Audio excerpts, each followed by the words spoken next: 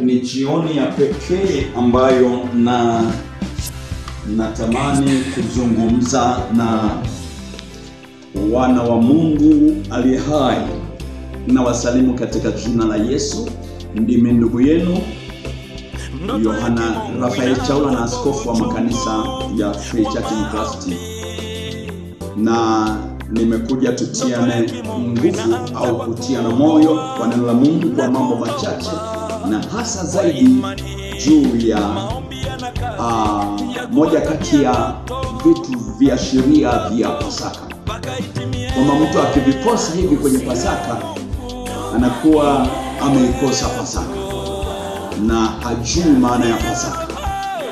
Na vingi sana ambavyo ni vya msingi na vya muhimu, lakini mimi nataka nizungumze nawe kwa ajili ya meza ya Bwana. Nini umuhimu wa meza ya Bwana? Na ukipita kwenye Pasaka alafu hujashiriki meza ya Bwana, na mchungaji hujajipanga kushirikisha meza ya Bwana, ujue umewadhulumu hao washirika, umewadhulumu haki zao. Na sasa nikufundishe mambo machache ambayo yanaainisha, yanatafsiri habari ya meza ya Bwana. Na tukianza na kitabu cha Yohana Mtakatifu mlango wa 6 mstari wa 40 na tunaanza mstari ule wa 47.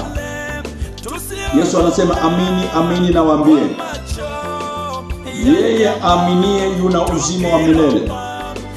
Mimi ndimi chakula cha uzima. Baba zenu waliila mana jangwani wakafa. Hiki ni chakula kishukacho kutoka mbinguni, kwamba mtu akile wala asife.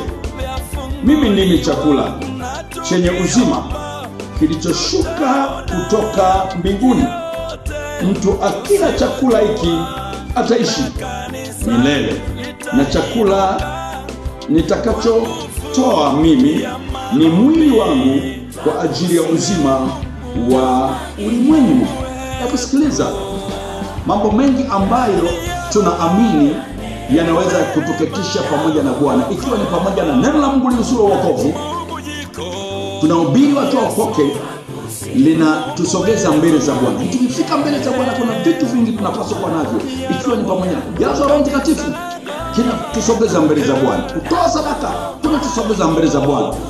Kuhubiri kunatusogeza mbele za Bwana. Kumtumikia Mungu kwa namna moja ama nyingine, hivyo vyote vinachangia sisi kukaa mbele za Bwana, ili kila